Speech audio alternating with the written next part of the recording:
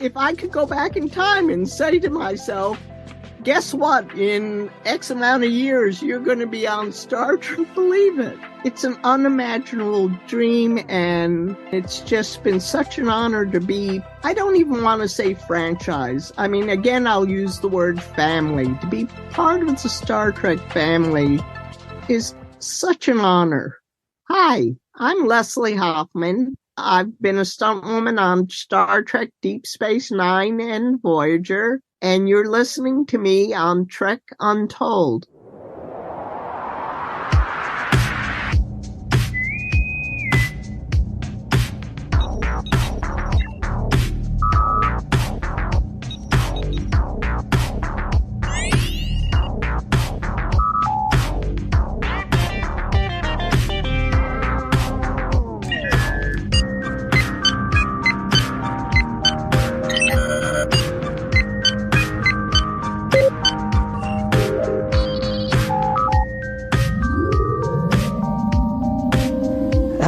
Welcome back to Trek Untold, the Star Trek podcast that goes beyond the stars. I am your host, Matthew Kaplowitz. I love speaking with stunt performers, and this week is special because I'm talking to a guest who rarely does interviews. Her name is Leslie Hoffman, and she's performed stunts on Deep Space Nine and on Voyager, including being Roxann Dawson's stunt double. She was also one of the only female stunt coordinators in Star Trek history, and her storied career includes crossing paths with other Trek luminaries like Ricardo Montalban. Horror movie fans know her from her role in the original Wes Craven Nightmare on Elm Street film, and you've seen her also in many things, even though you probably actually haven't seen her because she's a stunt person, they gotta hide their faces, but you've seen her in a ton of other things, including Chips, Falcon Crest, The A-Team, Melrose Place, Step by Step, Scream 2, Alien Nation, Clue, Laverne and Shirley, and she was even a stunt granny in the Mystery Men film. Best of all, though, she's a legit true Trekkie who got to live her dreams, and to me, that's always one of my favorite stories to hear on this podcast. So get ready to meet a lady who's nobody's fall guy, unless they paid her the big bucks to jump out a window safely onto a crash pad, and let's begin our chat with Leslie Hoffman. But before we get into this week's episode, I have to ask you, are you following Trek Untold on social media yet? You can find us over on Facebook, Instagram, TikTok, and Twitter, all at Trek Untold, one word with no spaces. You can also become a Patreon supporter for this podcast over at patreon.com/Trek Untold. Here, you can directly contribute to keeping this show running at full power for as low as a few bucks a month. If you do this, you'll have early access to new episodes, the ability to ask future guests questions, check out exclusive merchandise, and other special benefits. We've also got an official merch store and an Amazon store filled with Star Trek goodies, so if you want to rock a Trek Untold t-shirt to the next con you're going to, or order something Star Trek related for yourself or someone else, please use the links in the show notes to help us help you. Shout out to our show sponsor, Triple Fiction Productions, makers of fine 3D printed Star Trek inspired toys and accessories for collectors of all kinds. But you'll hear more about them later on. Now without further ado, let's beam up this week's guest. Computer, access interview file. She's fallen downstairs, been set on fire, punched Klingons, and today she's about to suffer more than ever as she joins us on this show. Leslie Hoffman, welcome to Trek Untold. Oh, glad to be here. I'm really excited today to talk to you about your time in Star Trek, some of the cool stuff that you've done in the world of stunts. We got a lot to go through here, not just the Trek, but definitely well beyond it. But I want to start at the very beginning in the same way I start with all my guests here. So, Leslie, can you tell me, what's your earliest memory of Star Trek? Were you a fan of the series when you were growing up? Well, I'm old enough that I'm an original Trekker. I may not have been old enough to watch it the first time that it was on television, but I definitely saw it, when it repeated. So 60s, early 70s. All right. So Leslie, I want to get a little bit of your secret origin story right now. Can you tell me where you grew up, who your parents were, and what little Leslie wanted to be when she grew up? Okay, I was born in Saranac Lake, New York, which is 300 miles directly north of New York City. I am 2 hours away from Montreal. I am close. I'm 1 hour away from the Canadian border. I mean, I'm almost in Canada. My father was a pharmacist. My mother was a housekeeper. I mean, we lived in a town. There's 5,000. And as for, I always knew that I wanted to be an actress.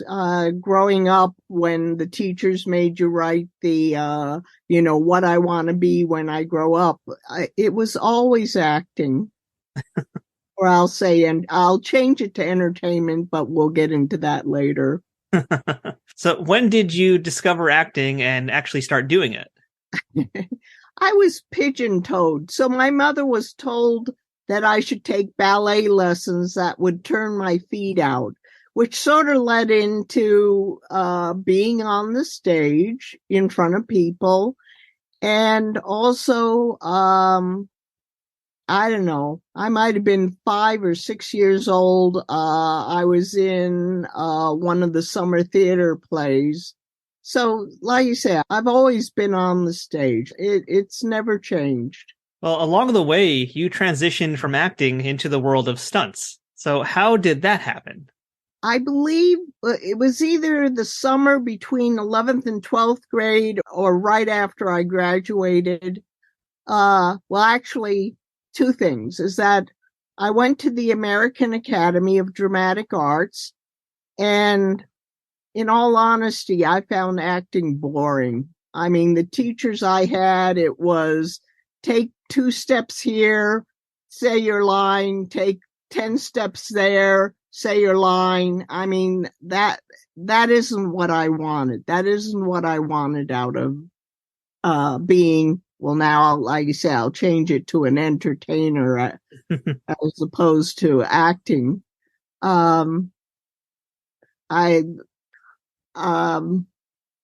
My older brother actually went to Caltech, and we went out to visit him, and we went to the Universal studio tour, and in it was the Western Stunt Show. And here were these guys jumping off roofs, punching each other, rolling on the ground, and yet they were still saying their lines. They were still acting. And that's when I said, that's what I want to be. I want to be a stunt woman. And so once I graduated high school, I went out to California and pursued getting into stunt work. So how did you end up getting trained to do stunts? I discovered that there was a gym in Santa Monica. It actually was a boxing gym, but this stuntman rented it on Saturday, and he would teach, he would teach stunt people or would-be stunt people how to do stunts. In reality, we actually taught each other. When I was at the American Academy of Dramatic Arts, I was taught fencing. So I would teach people how to fence, and in return, they would teach me how to do a high fall or a fight, or, it was a trade-off. We learned from each other. So you've worked on many different projects, and I want to just talk about a few of those before we start getting into Trek. You worked on a Leslie Nielsen film, and I love hearing stories about him. But what can you tell me about your contributions to his movie and what it was like to work with him? It was really amazing. I mean, first of all, we actually spell our name exactly the same, Leslie. Well, first rule number 1 that I made for myself was I would never go up to an actor and introduce myself, because you don't know if you're going to interrupt them or you give them space. If they start talking to you, then it's all right to talk to them. Anyways, so back to Naked Gun set is that all day long, they're saying Leslie to the set, and they meant Leslie Nielsen. And finally they got to my stunt and they said Leslie to the set, and Leslie comes up to me and he goes, Leslie, that's a nice sounding name. And I could not think of a snappy comeback. And all I could say is, I think so, Leslie. And I mean, he really did have this mini whoopee cushion. He would stand next to somebody and make that farting sound. He is infamous for that fart machine. He was fun to work with. You also worked with a big-time Trek alumni, and that's Ricardo Montalban, in Fantasy Island and in the Naked Gun movie. What was Ricardo like in real life? He was so wonderful. He was a gentleman. I first worked with him on Fantasy Island on a couple of episodes, not necessarily in the same scene, but we were on the set together. And again, he was someone who would talk to you first. And it became a point that, I felt I could say hello to him. Obviously you don't interrupt him, but such a gentleman. And then I didn't know he was working on Naked Gun. And I walk on the set and he walks up to me and he says, hello, Leslie. It was a couple of years. It had to have been a couple of years later. And this movie star, people don't realize that he was a movie star. He was a ladies' man in the 40s and 50s movies. And he remembered my name. I can't say enough good about Ricardo. He was just an awesome person to be around. Now, my girlfriend is a massive Nightmare on Elm Street fan, and Leslie, when I mentioned your name, she didn't think about Star Trek first. She thought of that movie. And I know a lot of folks remember you best from your time on screen in that film, so talk to me about your time on that set and what you did on Nightmare on Elm Street. I played the hall monitor. The whole point of Nightmare on Elm Street was people would fall asleep and Freddy would show up and either kill you or scare you. And so the scene I was in was the lead, the heroine, Nancy, falls asleep in her classroom. And then she sees her dead friend, Tina. And she runs out of the room and runs down the hallway, turns the corner, and she runs into the hall monitor, which was actually played by me. A lot of times you stunt double an actress, but this was like a low budget film. The first film was really no money. And it was cheaper to hire me as an actress and have me fall to the floor, do the stunt, have me fall to the floor. But so, it's not even 30 seconds long, but it's like she knocks me to the ground and I go, where's your pass? And she goes, screw your pass. And then you see me, I'm wearing Freddy's sweater and I have his claws on in the last scene. And so then there's a single shot of me waving the claws saying, hey, Nancy, no running in the hallway. Now, Wes Craven, talk about directors. I think Wes Craven was one of the nicest directors that I worked for. He came up to me and he said, Leslie, I need you to say, hey, Nancy, no running in the hallway. But I'm telling you now, your voice is not going to make it to the screen because we're going to have the actor dub in his voice. It was like he was apologizing to me, like he was taking away something dear to me. I don't know what to call it. I'm a stunt woman. Yes, I talk once in a while, but to be told that my voice isn't going to make it to the screen is like,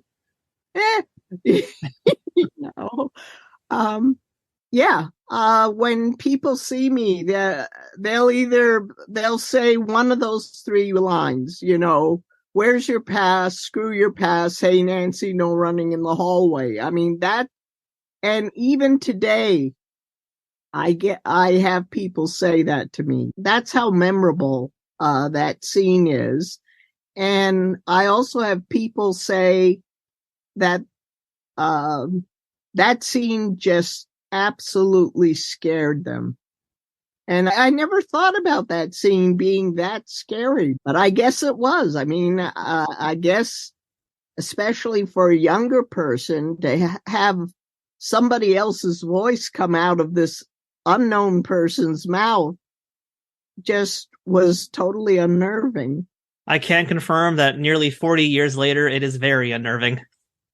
Oh, yeah. No, it's really amazing. I mean, I am a true Trekkie. I love Star Trek, but I think because you don't necessarily know where I am in a Star Trek episode, the horror fans definitely see my face, and they still recognize me. Do you remember the very first professional stunt job that you ever did? It was a movie called 2 Minute Warning. For some reason, I mean, it still happens today. For some reason, one studio will make a movie with a storyline and another studio will make basically the same movie with a different title. I was in 2 Minute Warning. It is almost the same as Black Sunday. It's a panic crowd running through a football stadium. And because they were supposedly filming different hallways, they had to change stunt people like every 3 days. And the stunt coordinator ran out of stunt women. There's actually a story. Well, now you've asked for it. There's actually a story that goes with this. So, naive me, I was told to go to the producer and ask him for a letter that I could join the Screen Actors Guild. And I called up, and the secretary said, sure, give me your name, your address, social. I said, when can I have this letter? She said, you could come by. I forget if she said today or tomorrow. And I did it. And I never even thought twice about it until several years later, I bumped into this other stunt woman who said, you got in the guild on my coattails. It turns out that she had somebody at Universal Studio who knew the producer, who knew she wanted a card, and he was going to give her the letter. And the secretary thought that I was that girl. And that's why I got you can't call a producer and just ask for a letter. Doesn't happen that way. But because the secretary didn't know that I wasn't the other woman, she just wrote the letter and the producer signed it and I got in the guild. I mean, the other woman got into the guild too. I mean, so it wasn't like she lost out, but she was very angry. I mean, that's a Hollywood story right there. Trek Untold will return momentarily. Trek Untold is sponsored by Triple Fiction Productions. Celebrating 15 years in business in 2023, TFP creates 3D printed Star Trek and sci-fi inspired items that fit into any collection. Whether you're a cosplayer who wants a Starfleet phaser, a Bajoran tricorder, or a Klingon dagger, or a toy collector looking for that special accessory or diorama to make your figures truly stand out, Triple Fiction Productions has exactly what you need. And for you figure fanatics, that includes products that are the perfect size for Galoob, Mego, Playmates, and everything in between. All products are 3D printed in the US, with new designs constantly being updated on their website. Repeat customers can sign up for TFP's loyalty program for free, where the more you order, the more discounts you receive. TFP also has a Pay What You Want section, where clearance or misprinted items are available at a discounted price. Best of all, every product can be shipped worldwide. As a special bonus for listeners of this show, Trek Untold has a special discount code just for you. Enter Untold10 at checkout for 10% off of all orders with no minimum purchase required. That's 10% off using Untold10. To see all of their products, head to triple-fictionproductions.net. Or to stay up to date on their newest products, find them on Twitter, Facebook, and Instagram. Triple Fiction Productions, where something is only impossible until it happens. Are you looking for the perfect fashion statement to show you're a geek and proud of it? Well, welcome to Geek Girls Castle, where I make fun and functional geeky clothing and accessories for every occasion. My name is Missy, and I started creating my own gear and apparel in 2015 to bring nerdy products to the geek girl population, which does include all LGBTQA+, non-binary, and POC and BIPOC folks.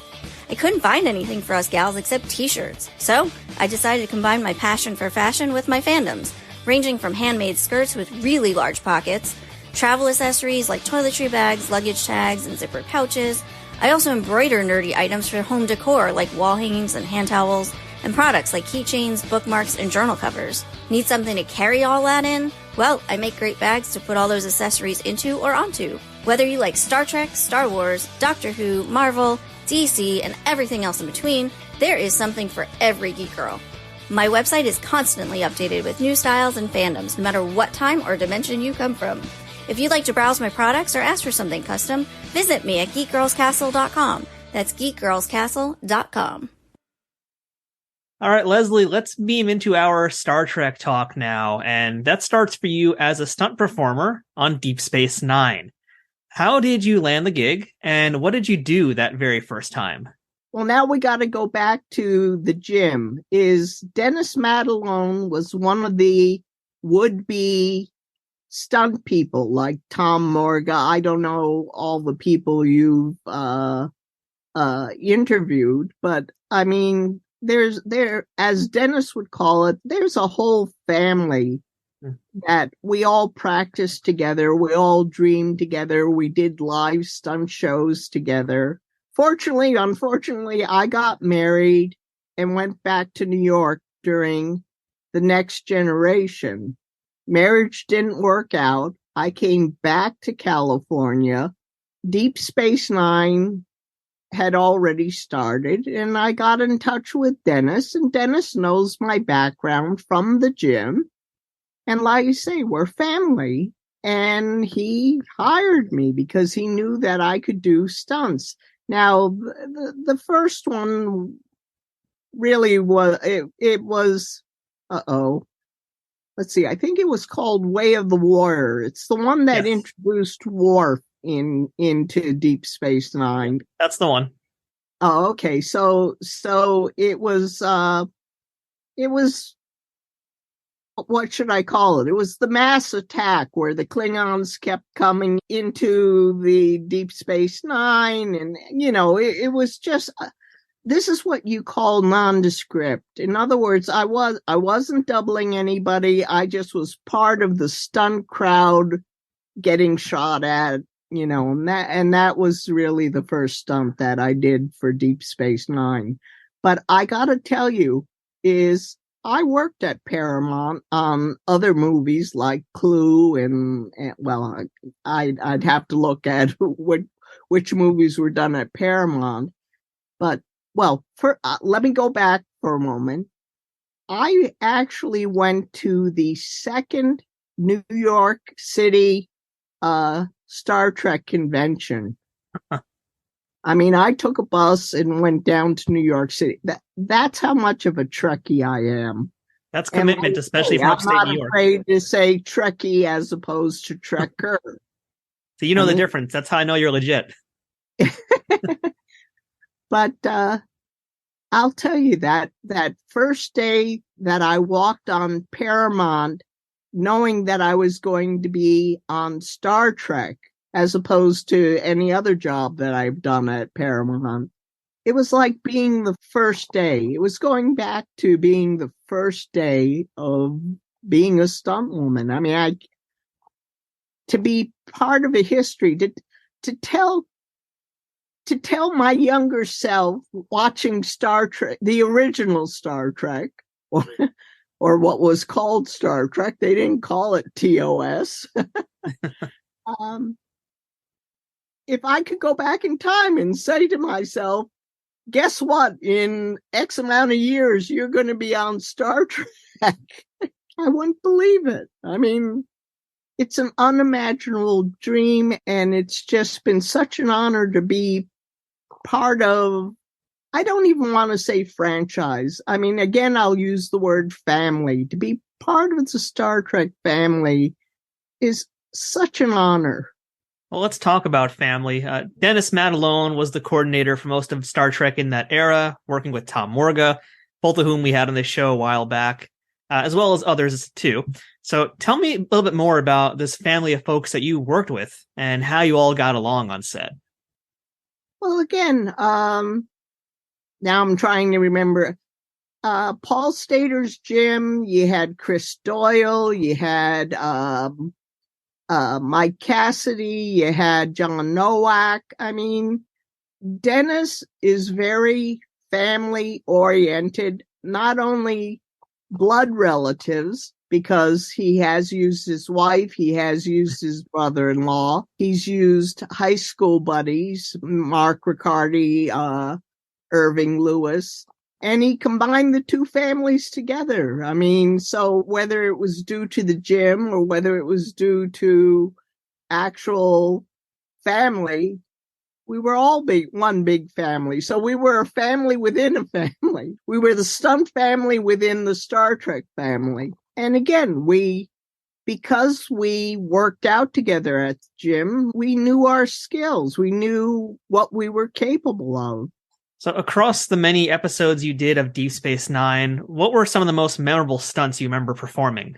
Well, the memorable one was doubling Vedic Yasum in Roxann Shoals, where she hung herself. It was kind of interesting. As I was walking to the set, I met David Livingston walking in the other direction, and I said to him, I can't believe that I'm committing suicide because that seems so anti-Star Trek. And he actually agreed with me. I mean, again, I'm talking to a producer, and I mean, that's just the way we could do it. Whether you're a security guard or whether you're a producer or a stunt person or an actor, we could, again, you respect their space, but we all talk together. So I had to commit suicide. And the way they did it was the same way they did Tom Morga's stunt in Schism, where Riker floats off the table and floats through the ship. But I'm committing suicide, so I'm coming down this way. But it was filmed in slow motion. So the camera goes faster to make the scene slower. So you hear the camera go like that. And then, you hear and action, camera and action. And one of the times that I did the jump, I hear the camera going, and I hear action, and I step off the balcony, and all of a sudden there's dead silence. The camera jammed. And it isn't like cartoons. It isn't like you can step back on the second story of the promenade. I mean, you're going down. You stepped off and you're going down. I mean, that was memorable. Another thing, this is kind of embarrassing. That's the kind of stories we love to hear. Oh, okay. Is before I did the stunt, I was wearing a harness as well. Well, for a different part of the stunt. But I told Lillian Chavez that I have to go to the bathroom. You know, I want to go to the bathroom before I get put in this harness, because once I'm in the harness, it's going to take a lot longer to get out of it.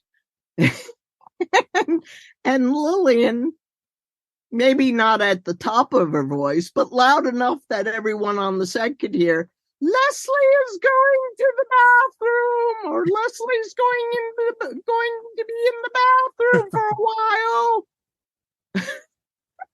That's pretty embarrassing. Yeah, that's you don't need that announced. I was just telling Lillian where I was going to be in case someone might ask where I was going or where Leslie was. I mean, also the padding for both Tom and I, when we're talking years different, we're talking TNG to DS9. You first have the porta pit, which is what pole vaulters jump into or fall into. But then you put cardboard boxes on top of that, because if you were to do a straight leg jump, usually when you do a high fall, you land on your back. When you do a straight leg jump into a porta pit, what the boxes do is it kind of captures your legs and slows you down, and you almost end up in a sitting position in the boxes. If you were to jump straight leg into a porta pit, there's a good chance you're going to run your knees into your face. So like you say, other than vertical and horizontal, for Tom being vertical for Tom being horizontal, they turned the camera sideways, and I was vertical. I mean, I was doing a fall because I was hanging myself. It's the exact same stunt. That's pretty interesting. Yeah. Now, how often were you in alien makeup for these, and did that make those jobs more difficult? Yes. Boy, that's hard to say. I would have to go through every episode I was in. I mean, I've been a Romulan as Torres. I'm half Klingon. Well, this is another quick funny story. In Memorial, the character was called a Naken. I said, I'm going to be naked? No, Naken. It can take an hour and a half to 3+4+ hours to put the makeup on, and an hour and a half easily to take the makeup off, because they're trying to save the prosthetics that they don't have to make new ones. So they use like the tiny little paintbrush with the solvent to, they tack the forehead on, and, so they kind of lift up the piece and just kind of tack or brush the solvent in and try to save the piece. I was a Cardassian. Now that took 3 hours plus, because I believe there are 9 pieces altogether. I forget. There's like the forehead, the nose, there's the side pieces, there's the neck. So that's long makeup. Hey everybody, we'll get right back to the interview in 1 second, but I wanted to remind you all to check out Trek Untold over at Patreon. Patreon is the best way to directly support creators of things you like through a monthly subscription of an amount that you can choose. Trek Untold has a few different tiers already with different benefits, ranging from early access to episodes, the ability to ask a future guest questions, exclusive merchandise, and other bonuses that I'd love to offer, but first I need to grow that Patreon community to do that. Trek Untold has been around since mid-2020 and has grown a ton since then, thanks to listeners and viewers like you. Through a platform like Patreon, you can help me keep improving the quality of each episode and keep bringing you new interviews with folks that make the Star Trek universe what it is. If this community can grow more over on Patreon, I can offer new perks like watch parties, exclusive Trek Untold episodes, being able to directly interact with guests, and other things, but in order to do that, I need to know my audience wants these things. The best way to tell me what you want is by supporting us on Patreon, so please, Check us out at patreon.com/TrekUntold today and become a bigger part of the Trek Untold family. And now, back to the interview. Eventually, you started to do work on Voyager, where you doubled for Roxann Dawson. So what was she like to work with? I'll say she was quiet. I mean, she wasn't a big talker. She wasn't mean or anything. She just was kind of a to-her person or to herself, but never any problems. In Star Trek and beyond, can you tell me some of the other folks that you doubled for and some of the stunts that you would do for them? Well, I used to double Doris Roberts on Remington Steele, who was Mildred. And I had to walk across a ledge 4 stories up in downtown LA. I mean, that was really dangerous. I've doubled Tova Feldshun. Also on Remington Steele, I doubled Rosemarie. Now, she was very talkative. Maybe because she was a guest star and she didn't really know the other actors on the set. And for some reason, she started showing me pictures of her grandchildren. And I mean, it was a really pleasant day. Well, here's another story, is that Pierce and I would talk again if he talked to me first.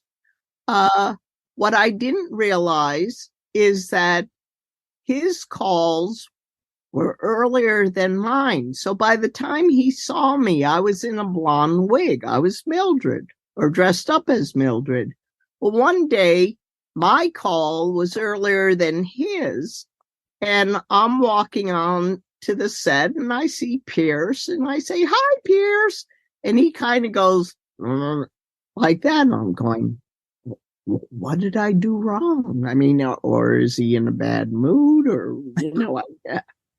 I couldn't imagine what happened. And then later I'm in makeup and Pierce comes up to me and he goes, "I am so sorry, Leslie. I thought you were blonde." No, he was really nice. If you can name names of the people that you've doubled, who was most appreciative and welcoming, and who was the least appealing to work with? That's hard to say. It wasn't necessarily the actresses that were friendly or unfriendly, or actually, I found that the actors were much more talkative and much more friendly. Avery on Deep Space Nine was talkative. One day, now I do forget the name of this episode, but where he was dressed up as a Klingon, where they were infiltrating, I hear this voice say to me, "Hi, Leslie." And usually with the stunt people, I can see through the makeup and see who I'm talking to, if it's Tom or Dennis, or, I can see they may be Cardassians, they may be Jemadars, whatever, but I can see who they are. But I turn around and it's this Klingon saying hello to me, and I'm looking at this. I had absolutely no idea who this person was. It turned out that it was Avery, and he was probably doing it to almost everybody on the set. But I because I didn't know about the script or the storyline, it just was really funny to have Avery as a Klingon say hello to me. And again, I was totally clueless. So what were some of the stunts that you did on Roxann Dawson's behalf, and what was your favorite or most memorable? Actually, the one I'm most proud of was Day of Honor, because Roxann was either 9 or 10 weeks pregnant, and they didn't want her doing any stunts at all. They didn't even want to intercut her at all in the stunt fight that we did. So when you see the Klingon do the last pain stick to the supposed Torres, that's actually me. And the cameraman was wearing something called a Steadicam. So he's able to walk around with this camera, and without cutting, they're able to film the whole fight. And I was fighting Tom Morga.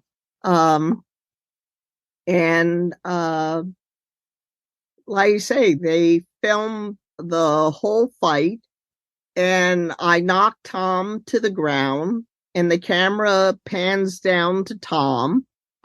But then I step out of the picture. Well, you don't see it on camera. Is that while they're looking at Tom, I step out of the picture. Roxann steps in.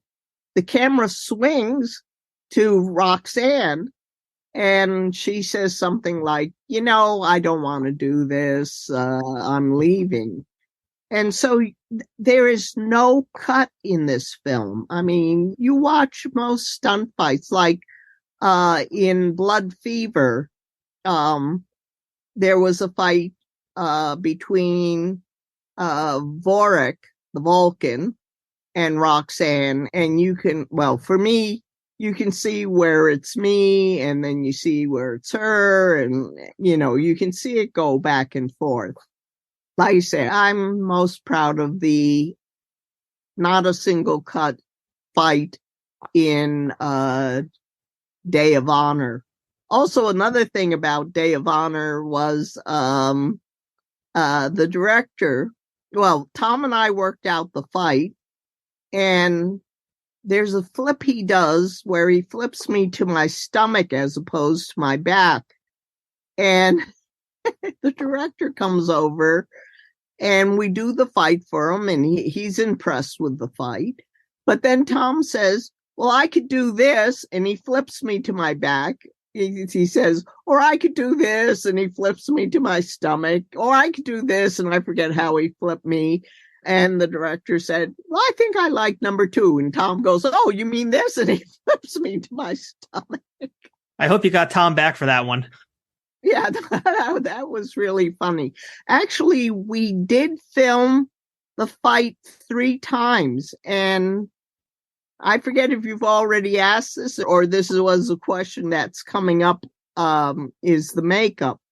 Is the first time we did the fight, Tom had this really long hair Klingon wig on. And I knock him to the ground, and I'm waiting for him to stand up so I can do the next punch. And what happened is he's kneeling on his hair. He can't get up. So they yelled cut, and okay, so take 2. He knocks me to the ground, and he comes at me with those big Klingon boots, or, he's just stepping towards me, but he just kicked a bunch of dirt into my face. I mean, my mouth was full of dirt.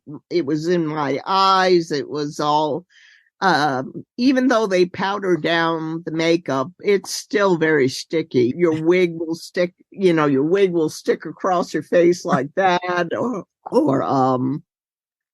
So I stood up and I asked for an empty cup and a cup of water. And I'm just spitting out dirt out of my mouth. I'm taking swigs of water and spitting out dirt out of my mouth. And the makeup person, is cleaning up my face.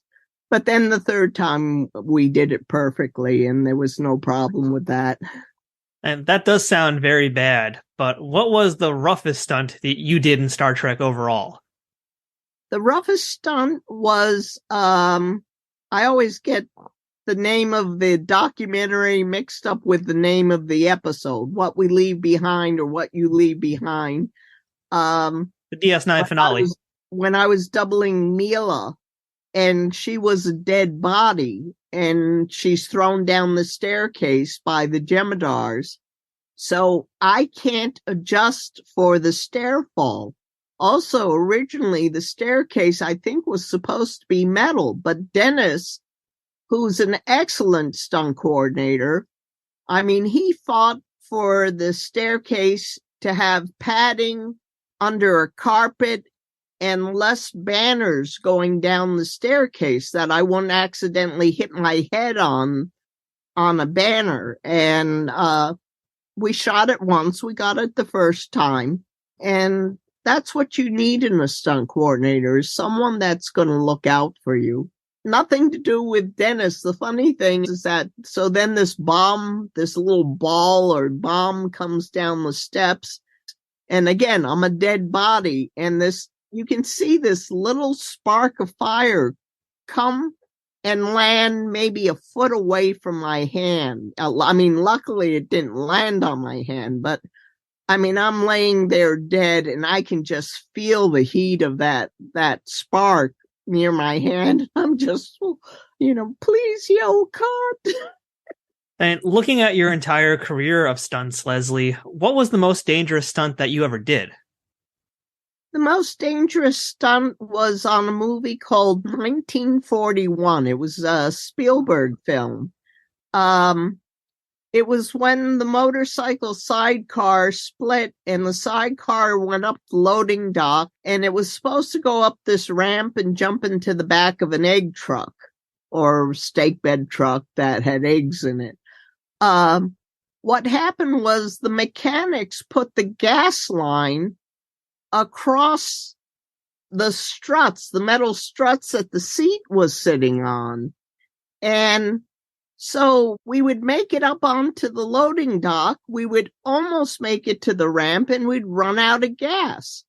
And we did this several times and we kept,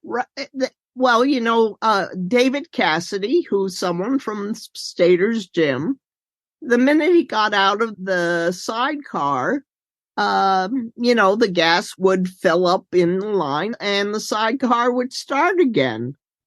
And last time of that particular night, he decided that we were going to jump, and we ran out of gas just as we were coming off the ramp, and the sidecar hit the back of the egg truck.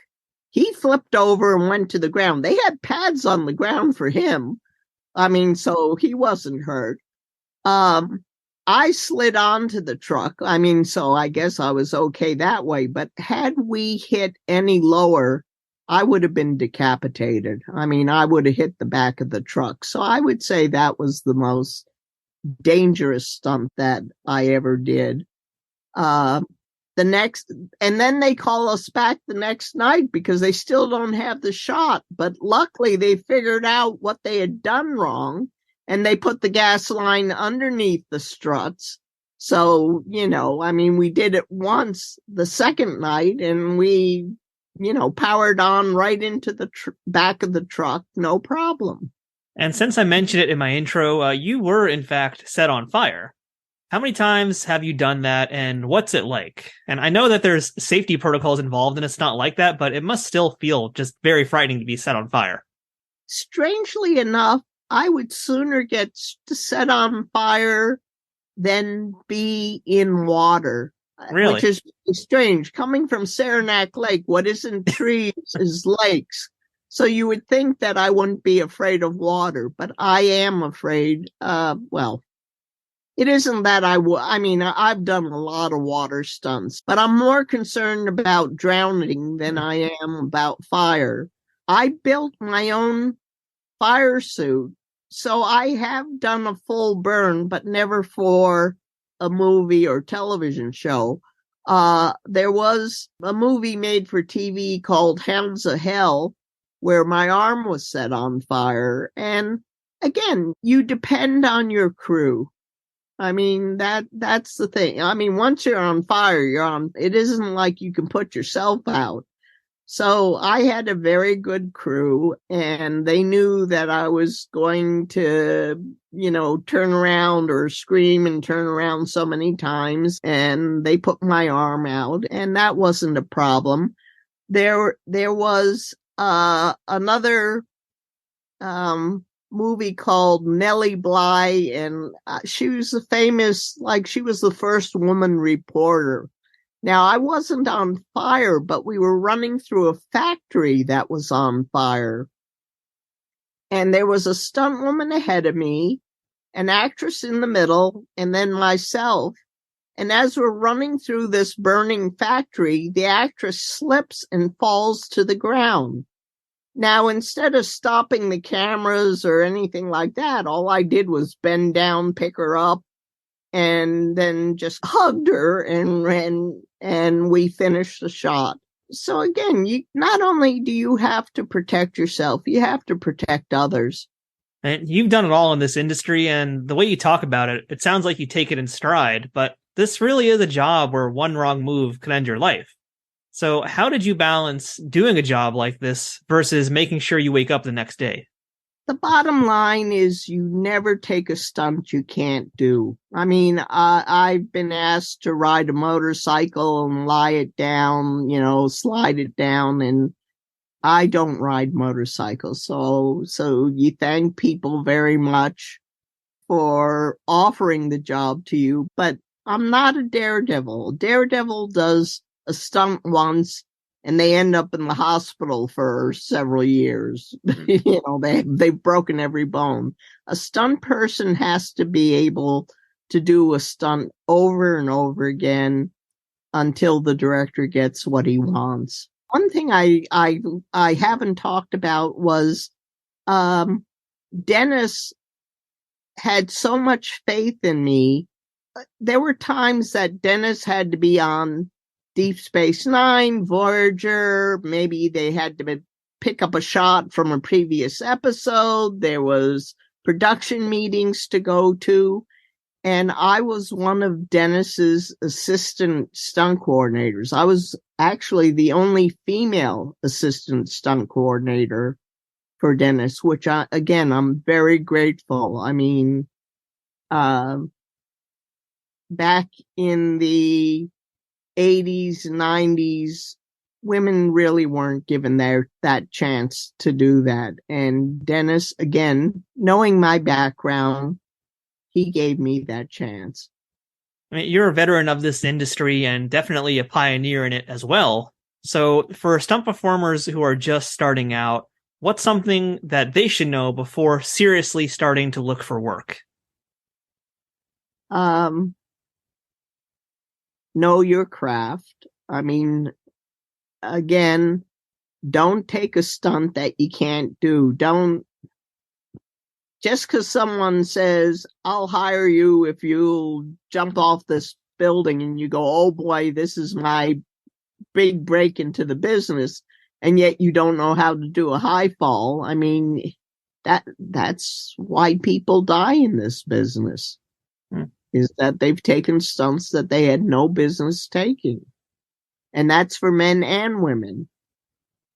So it goes back to only take a stunt that you are capable of doing. All right, Leslie, it's time for some real tough questions now. This is the lightning round. Are you ready for some fastballs? Hopefully.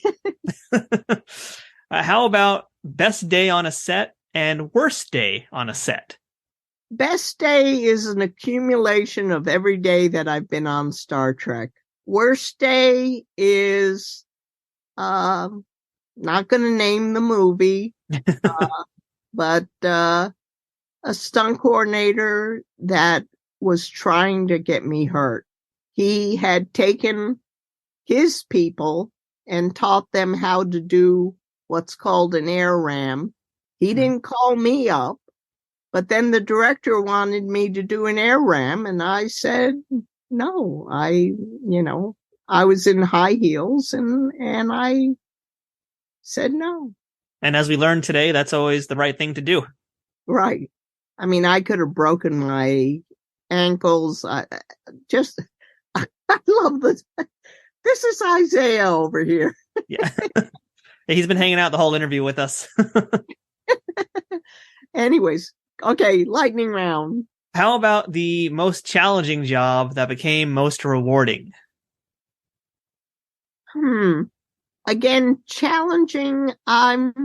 It's such a split. I go back to Mila's dead stair falls. I mean, I've done bunches of stair falls. I've done stair falls for Columbo, for Mad Men. I mean, you can put stunts in a category, but depending on the movie, the story, every time you do supposedly the same thing, it's different.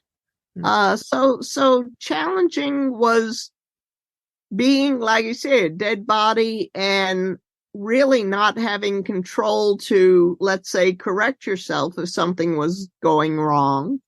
Rewarding, I'm putting it in the category of Nightmare on Elm Street, that people recognize my face, and I can't tell you how many times I've heard those 3 lines, and I appreciate it. I mean, so that was from a low budget film that you never even thought that it would be seen again, where it becomes a cult favorite. I mean, and then everybody, like I say, recognizes you.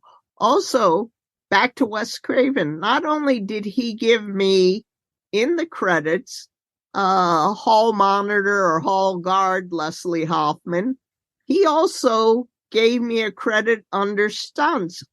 And I've been in so many, television shows, you never get a credit. Movies, you might get a credit. But I mean, here was a movie that I got my name in the credits twice. How about most memorable piece of advice you ever received from somebody that you still think about today? Well, now we come back to the same thing, is never take a stunt that you're not capable of doing. That is the biggest and best advice that was given to me, that I'll pass on to anyone else, is you even with a stunt coordinator on the set, you gotta know whether you can do it or not. I think we're going to put that on a t-shirt, Leslie, and we're going to make some money off that. Okay. And last question for today. What's the best thing about being a part of the Star Trek universe? I hate using the word franchise because it sounds like you're talking about money. I would rather use family or history, to be part of the history. I believe the last encyclopedia that came out, the 2-book encyclopedia by Michael and Denise Okuda. I'm not in the book, but if you go to the index or whatever's at the back of the book, my name is listed there. So it's being remembered. I guess that's it. I would say, Leslie, that you're definitely going to be remembered, not just for Star Trek, but for everything you've contributed to the world of stunts.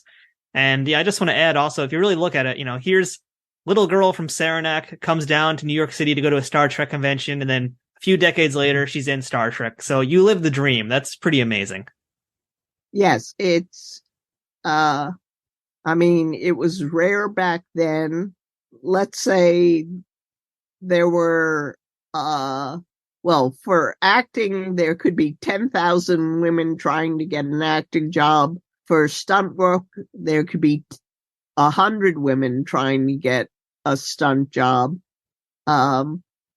It's only increased through the years, and where it was rare during my time to make a living in the business, I was lucky enough to make a living in the business. It's become even rarer now. Well, you did it, Leslie, and you got to be on Star Trek. So congratulations, of course, and thank you so much for talking with us today and telling us about all of your awesome stories in the stunt world. Thank you for having me on your show.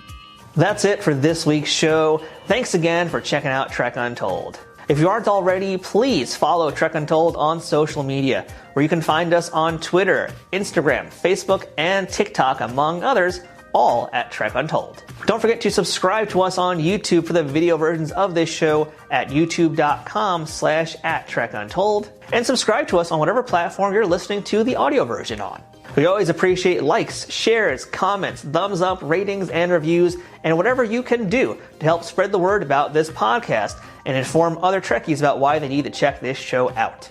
If you're able to financially support this show, visit patreon.com/TrekUntold to learn about the different ways you can contribute to keeping this show going full speed ahead. Until next time, I'm Matthew Kaplowitz. This has been Trek Untold, and remember, fortune favors the bold. Trek Untold is sponsored by TrekSphere.com, promoting fan-produced Star Trek content in all forms, is powered by the RageWorks podcasting network, and is affiliated with Nerd News Today.